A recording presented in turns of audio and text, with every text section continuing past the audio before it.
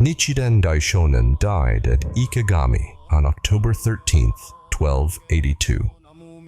Two temples still argue over where his ashes ended up. The house belonged to two brothers, Munenaka and Munenaga, who Nichiren had once talked through a bitter conflict with their own father. 5 days earlier, dying, he called 6 of his closest followers to his side. Nisshō, Nichiro, Nikkō, Nikkō, Nichō, Nichiji. 6 names, 1 instruction. Hold this together. A father should be obeyed in all things, but if he becomes an enemy of the Lotus Sutra, it is unfilial to stand by him. You must turn from him and cleave to your brother. Reply to Lord Hakii no Sakan.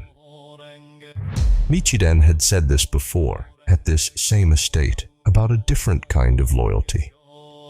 Within 6 years, his own 6 successors would face the same choice. One of them would leave first. What he took with him is still disputed. Nichiren didn't own much. A robe, a begging bowl, a handful of scrolls. One book he called irreplaceable. He called it his Annotated Lotus Sutra. This is also to be treasured and placed in the temple where my grave will be, and when the 6 elders will come to offer flowers and incense, they should peruse it, for all other sacred writings are no match. Nichiren's funeral record. That was the instruction.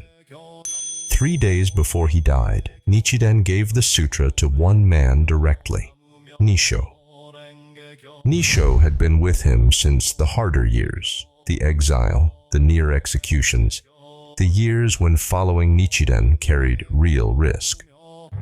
He didn't leave it at the grave. He carried it to his own temple, Myoho, and kept it there. The sutra Nichiren wanted kept at his grave was never brought back. 6 men were already reading Nichiren's instructions 6 different ways. This was the first quiet sign of it. 100 days after Nichiren's death, his 6 disciples met at his grave to plan how they'd care for it. The 100th day marks the formal end of mourning in Buddhist practice.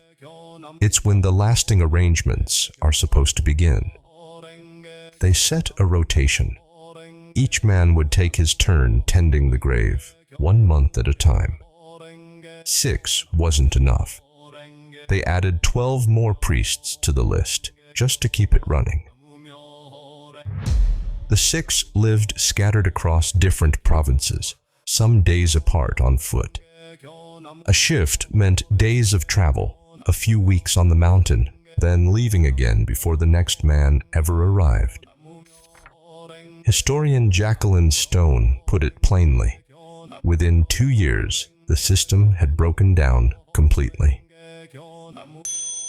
In 1284, Nikkō finally climbed the mountain and found the grave abandoned. Weeds grown up through the stone markers. No incense lit in months.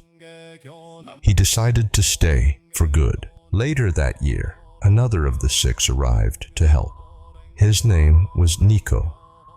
Nikkō became the mountain's chief teacher. Nikkō stayed close, watching how the steward behaved. The steward, Hakiri Saninaga, wasn't a stranger.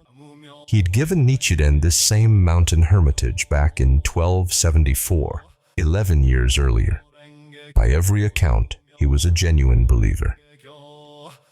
That's what made the drift sting. He started funding buildings for other Buddhist schools and taking part in their worship. It didn't happen overnight. Small compromises first, then larger ones, each one easier to justify than the last. Nikkō called it slander of the law. Nikkō didn't agree. Neither did Saninaga. Nikkō pushed back directly more than once. Nikkō and Saninaga read it as rigidity. Nikkō saw a mountain drifting from what Nichiren had actually written. Nikkō saw a mountain simply adapting to survive. The mountain that once housed 6 unified voices now held 2 sides. Nikkō made his choice. Years earlier, Nichiren had modeled the same principle himself. If the sage admonishes the ruler 3 times unheeded, he withdraws to the mountains and forests. On repaying debts of gratitude, Honsho. In late 1288, Nikkō walked off the mountain. He went to the Fuji district, to the estate of a supporter named Nanjo Tokimitsu. 2 years later, in 1290, Tokimitsu built in the temple Taiseki-ji. 3 years after that, Nikkō founded a second temple nearby, Kitayama Honmonji. Here the story splits. One side says he carried Nichiren's ashes with him to Fuji. Wherever I die, I would like to be buried in the valley at Minobu. Message to Lord Hakii. For Nichiren Shoshu, this account is central to their whole claim that authority passed through Nikkō alone. For Nichiren Shu, the tomb at Minobu is proof enough that Nichiren's own wishes were honored. Nichiren Shu says his ashes never left. Nichiren Shoshu says they did. Neither side has ever proven it. That unresolved argument would define everything that came after, including a claim to an object even more disputed than his ashes. The argument over his ashes was never really about ashes.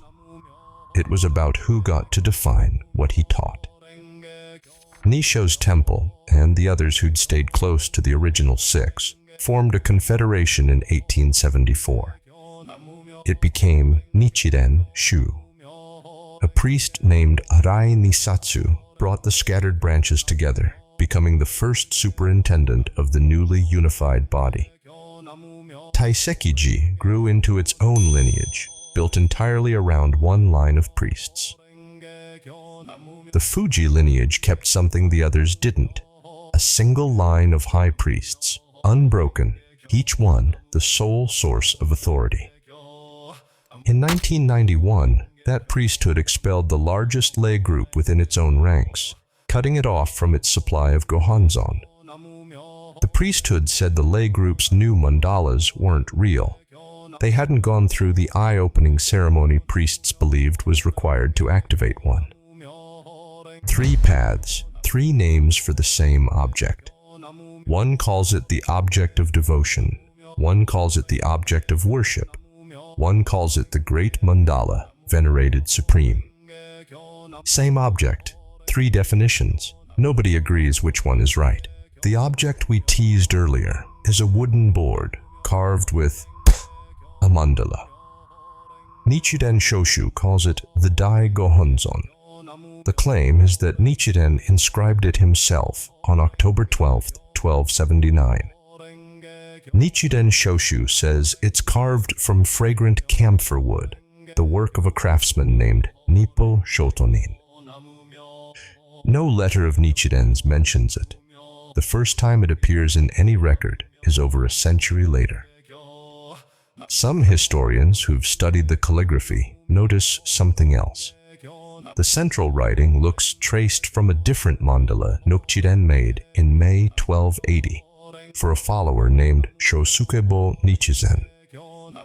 There's more. 2 documents claiming Nikkō alone inherited Nichiren's full authority are dated 1330 and 1332.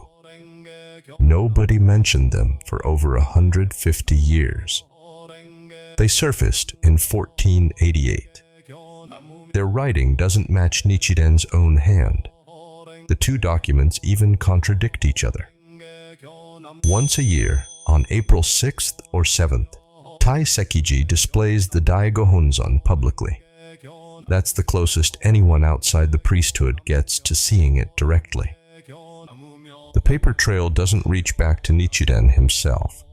That gap has fueled the argument for centuries. Everything you need to go deeper is at NMRKOB.com, or follow the link in the description or pinned comment. We're back where we started. Ikegami, the gate where 6 men once stood together. None of the 3 schools that grew from this moment were in the room when Nichiren spoke his final words. 2 temples still can't agree on where his ashes rest. That argument outlived every man who started it. Reading his own letters directly answers more than any single school's claim to be right. What Nichiren actually wrote is still there for anyone willing to read it directly.